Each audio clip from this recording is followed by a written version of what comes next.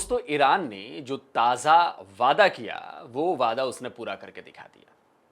Iran ने America को एक धमकी दी थी, उस धमकी को उसने अंजाम तक तो पहुंचा दिया भाई।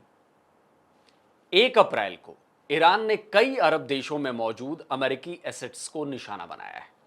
जॉर्डन में मौजूद अमेरिकी बेस पर ईरान की मिसाइल गिरी। बहरीन में भी कई इलाकों में ईरानी ड्रोन्स और मिसाइल के हमले हुए हैं।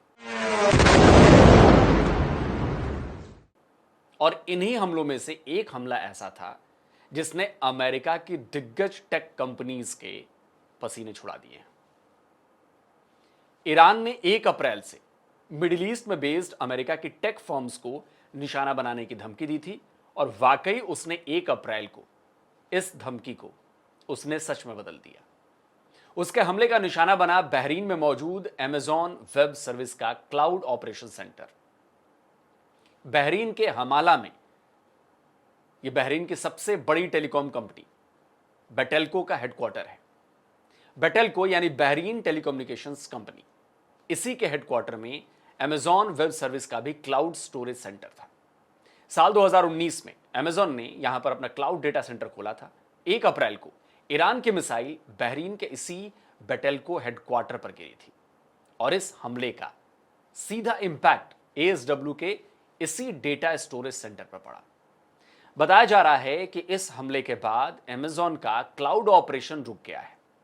अब इससे अमेज़न के साथ साथ उसकी क्लाउड सर्विस लेने वाली कंपनीज को डेटा एक्सेस करने और एप्लीकेशन रन टाइम में रुकावट का सामना करना पड़ रहा है। अमेज़न वेब सर्विसेज दुनिया की कई सबसे ज्यादा इस्तेमाल होने वाली ऑनलाइन सेवाओं को होस्ट करता है। इसमें कई सरकारी विभाग हैं, विश्वविद्यालय हैं, बिजनेसेस हैं, उनको अमेज़न अपनी इस सर्विस के जरिए क्लाउड कंप्यूटिंग इंफ्रास्ट्रक्चर मुहैया कराता है। अब केवल बहरीन की बात करें तो बहरीन की सरकार ने 2017 में AWS को अपना ऑफिशियल क्लाउड पार्टनर बना लिया था। उसके सारे विभागों के डेटा अमेज़न वेब सर्विस के क्लाउड स्टोरेज में डाल दिए गए थे। बहरीन गवर्नमेंट के डिपार्टमेंट्स के करीब 85% डेटा को AWS ही हैंडल करता है। इनमें फाइनेंस मिनिस्ट्री है, ई गवर्नमेंट अथॉरिटी है और पब्लिक सेक्टर एजेंसीज हैं जिनमें एजुकेशन, हेल्थ और सिक्योरिटी भी जैसे महत्वपूर्ण विभाग शामिल हैं। सबका डेटा AWS के पास है। कई जो बैंक्स हैं, कई फिनटेक कंपनीज हैं, उनके डेटा भी AWS ही हैंडल कर रहा है। यानी कि आप समझ सकते हैं कि ये कितना बहुमूल्य टाइप का काम है। तो अब अमेज़न के इस डेटा सेंटर के डैमेज होने का मतलब है कि बहरीन में अफरा तफरी। ये इस पर भी डिपेंड करता है कि नुकसान कितना बड़ा है। अब आप ये समझिए कि अमेज़न के एक डेटा सेंटर पर हमले ने पूरी दुनिया में इतनी बड़ी खलबली मचा दी है, तो अगर ईरान ने अमेरिका से जुड़े बाकी कंपनीज को निशाना बनाना शुरू कर दिया तब क्या होगा? क्योंकि ईरान की टारगेट लिस्ट तो बहुत लंबी। ईरान ने जो धमकी दी थी उसमें केवल अमेज़न ही शामिल नहीं था। उसमें Nvidia, Apple, Microsoft, Google, Oracle, IBM, Dell, Cisco, HP, Palantir और JP मॉर्गन जैसी कंपनीज के नाम भी शामिल हैं। इन कंपनीज के मिडिल ईस्ट में मौजूद सेंटर्स के बारे में आपको बताऊंगा, लेकिन पहले यह भी बता दूं कि मार्च में भी ईरान ने अमेज़न के डेटा सेंटर पर हमले का ट्रेलर दिखाया था।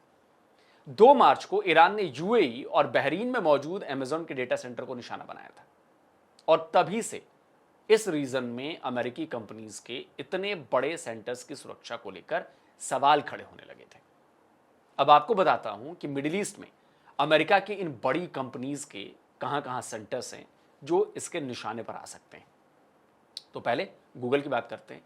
मिडिल ईस्ट में गूगल के 4 बड़े सेंटर्स हैं।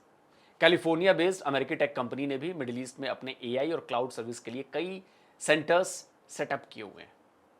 इजराइल के अलावा UAE और सऊदी अरब में उसने अच्छा खासा इन्वेस्टमेंट किया है। इसी तरह माइक्रोसॉफ्ट का भी सऊदी अरब में एक बहुत बड़ा डेटा सेंटर तैयार होने वाला है। ईरान के मिसाइलों और ड्रोन्स इन अरब देशों के साथ साथ इजराइल तक को दहला रही हैं, तो ऐसे में आसानी से समझा जा सकता है कि मिडिल ईस्ट में मौजूद अमेरिका की ये सभी बड़ी कंपनीज जिसकी लिस्ट ईरान ने जारी की है वो सब उसके निशाने पर है। ईरान ने बहरीन के बाद 2 अप्रैल को अबू धाबी के इंडस्ट्रियल एरिया पर मिसाइल स्ट्राइक कर इस बात के सिग्नल दे दिए। UAE के अबू धाबी इकोनॉमिक जोन पर मिसाइल स्ट्राइक के बाद भीषण आग लग गई। मार्च में AWS के हमलों का असर एनवीडिया और माइक्रोसॉफ्ट के ऑपरेशन पर भी पड़ा था। अब एक बार फिर इन कंपनीज पर ईरानी हमले का खतरा न सिर्फ मंडरा रहा है, बल्कि ये इसके संकेत दे दिए गए हैं कि आप लोग कतार में। यह अमेरिका के लिए चौतरफा नुकसान करने वाला है। अगर कंपनीज पर हमला होता है या फिर इन कंपनीज को हमले के डर से कामकाज अपना बंद करना पड़ता है, तो भी ये अमेरिका के लिए बहुत बड़ी शर्मिंदगी वाली बात होगी। इससे जो इन्वेस्टर्स हैं, निवेशक, उनको ये मैसेज जाएगा कि अमेरिका का जो सिक्योरिटी की गारंटी थी उनके इन्वेस्टमेंट में, तो अब उनके इन्वेस्टमेंट को सिक्योरिटी वो नहीं दे सकता। इसका सीधा असर कंपनी के शेयर्स पर पड़ेगा, जो अमेरिका के मार्केट पर असर डालेगा, यानी टोटल नेगेटिव इंपैक्ट। ईरान से जंग अमेरिका को पहले ही भारी पड़ रही है, क्योंकि ये जंग दुनिया के दूसरे देशों के साथ साथ खुद अमेरिका की अर्थव्यवस्था को भी डैमेज करने लगी है। इस लड़ाई में हर दिन अमेरिका के करीब $900 मिलियन से लेकर $1 बिलियन तक खर्च हो रहे हैं। पेंटागन ने खुद बताया है कि लड़ाई के शुरुआती 6 दिनों में अमेरिका के $12.7 बिलियन खर्च हो चुके थे। और एक्सपर्ट्स जो हैं वो आशंका जता रहे हैं कि इस लड़ाई में अमेरिका के $100 बिलियन से ज्यादा की रकम खर्च होने वाली है। पिछले ही महीने पेंटागन ने जंग के लिए एडिशनल $200 बिलियन के बजट की मांग की थी। और तो और अमेरिका पागलों की तरह अपने वेपन स्टॉक को भी खाली किए जा रहा है। जंग के शुरुआती 16 दिनों में अमेरिका ने $26 बिलियन के हथियार झोंक दिए थे।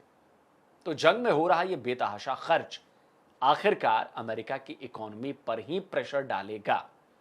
अमेरिकी शेयर मार्केट में तेज गिरावट का दौर जारी है। शेयर बाजार का असर दुनिया भर में पड़ रहा है। भारत के शेयर बाजार भी डाउन हो रहे हैं।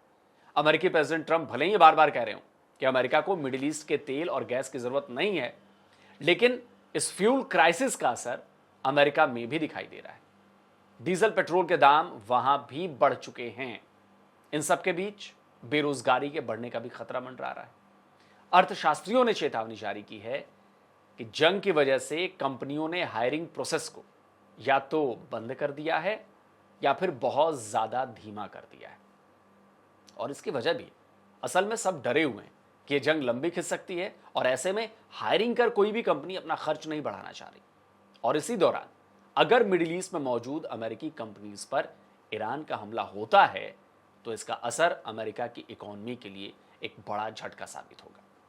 यानी ये जो लड़ाई है ये ईरान को तो बर्बाद कर ही रही है, अमेरिका के लिए भी ये गले का कांटा बन गई है।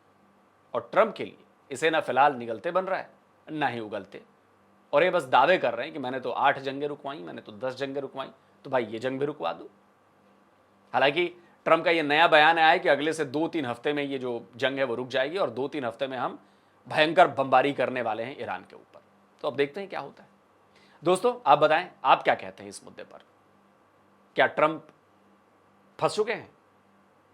अपनी राय कमेंट में करिए।